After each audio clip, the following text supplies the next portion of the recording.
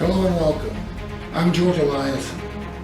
I'm the investigative journalist that has been breaking stories about the information war in Ukraine for the past 7 years. If you want to know who's behind the run-up to war in Ukraine, you're in the right place. Stay tuned.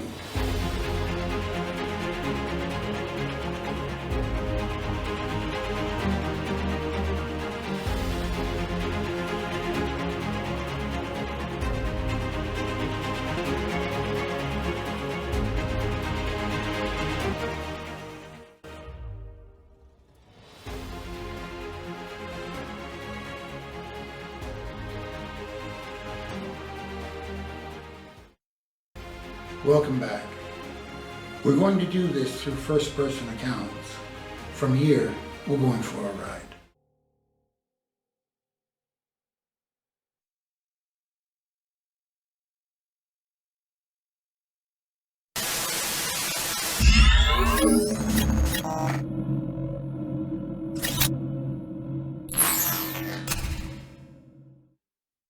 Hey, how are you doing? Guess what?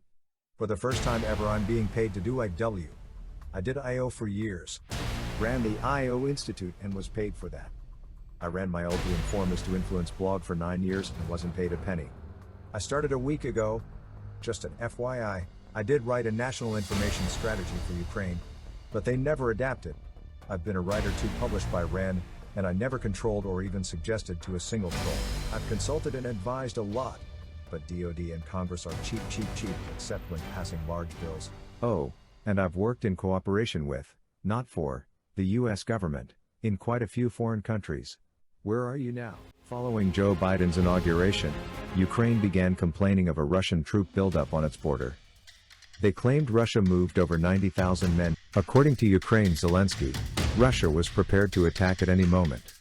In April, Russia began one of its frequent military readiness checks.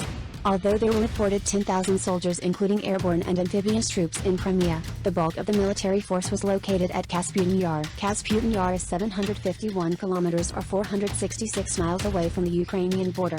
This would take an average modern army 3.5 days to mobilize and be ready to fight.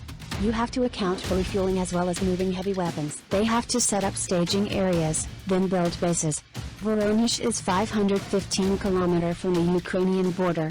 This is 320 miles or 2 days to mobilize and prepare for action. Neither base could be used for a surprise attack. In response to the imaginary Russian buildup on its border, Ukraine mobilized over half its army or over 170,000 troops to the front line with all the heavy weapons at its disposal accompanying them. This force was a supposed counter to the Russian invasion, which Ukraine claimed was just over the border.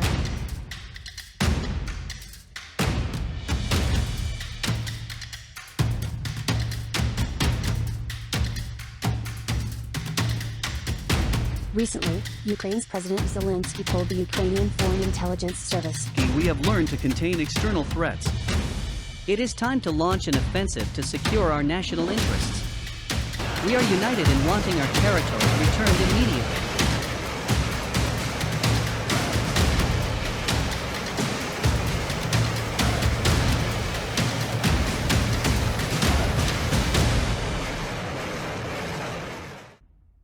Ukraine began a series of escalations throughout the spring, shelling civilian areas. All throughout April and into the summer, President Zelensky demanded American servicemen be sent to fight and maybe die for his Ukraine.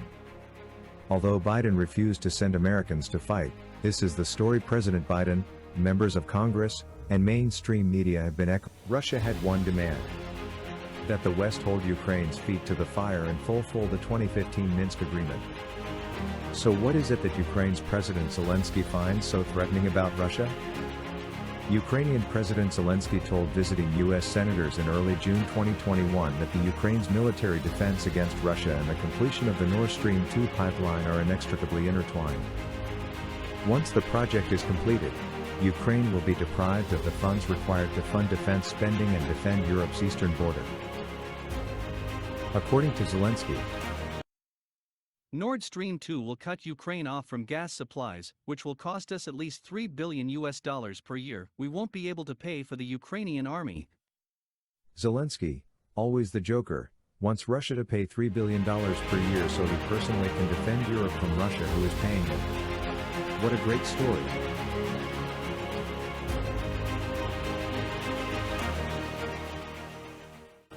Let's start TC.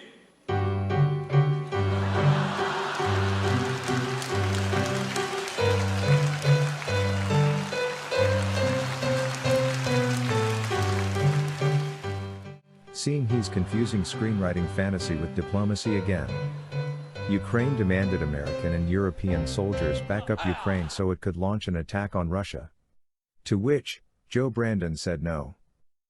In fact, it was such a great story Biden's Ukraine did a sequel in the fall of 2021.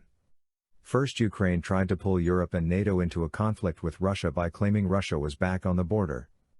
This time the Russian army was closer than ever. So where is Joe Biden, the EU, and NATO getting their intelligence about the Russian army from? As you can see, from Maidan until now, US analysts are on vacation when it comes to Russia, Ukraine, and Belarus. But does Joe Biden have access to satellite imagery about where the Russian army is positioned? The answer is yes. In the fall of 2021, the Russian army staged planned war games near the city of Yelnya. This city is 257 kilometers from the Ukrainian border. You heard that right. The Russian army was 160 miles away from the Ukrainian border. Even though every major Western publication made it sound like they were already in Kiev, it would take days to mobilize. For the average modern army, that means over a day's travel just to get to the Ukrainian border. Then another 4 to 5 hours travel on top of that to where the Ukrainian army is. It's not much of a surprise attack. After Russian troops took part in month-long drills in several regions near Ukraine, more than 10,000 soldiers are returning to their permanent bases. That's according to Interfax news agency on Saturday, citing the Russian military, which described the drills as a stage of combat coordination now completed. Russia's deployment of tens of thousands of troops to the north, east, and south of Ukraine had fueled fears in Kiev and the West that Moscow was planning an attack. Now, NATO allies have put forces on standby and sent ships and fighter jets to bolster Europe's eastern defenses. And the European Union says it is ready to impose never-seen-before economic sanctions if Russia invades.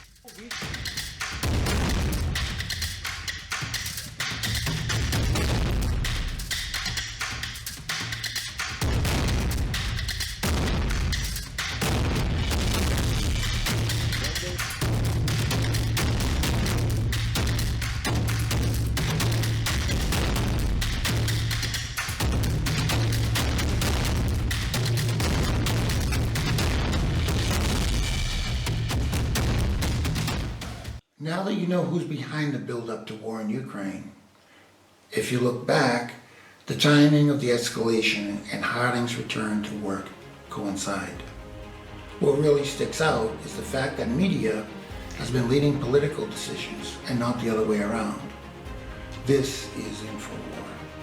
Zelensky's Ukraine has been shuffling Europe, NATO, and the US closer and closer to the line where one mistaken diplomacy, one stupid move by any of Ukraine's infamous Neanderthal nationalist volunteers, and bang!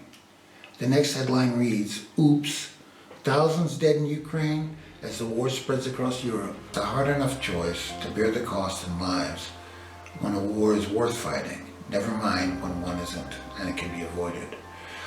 Ukraine's Zelensky doesn't want Donbass back into the fold. Just a few weeks ago, Zelensky described the citizens he claims to want back as subhuman. The Ukrainians, as of January 2022, are not good partners or friends to America. They are unworthy of American support. Do we want to give them the opportunity to send American kids to war so their oligarchs and our politicians can steal more? This is ongoing work, and if you'd like to sponsor it, contact me at this email, write sponsor in the subject line, and we can discuss the details. I'm going to be covering a lot of ground, providing a lot of information to subjects that have been plaguing people and that's the reason I'm doing this. Most of these things I've really researched pretty far up to date, but we'll put them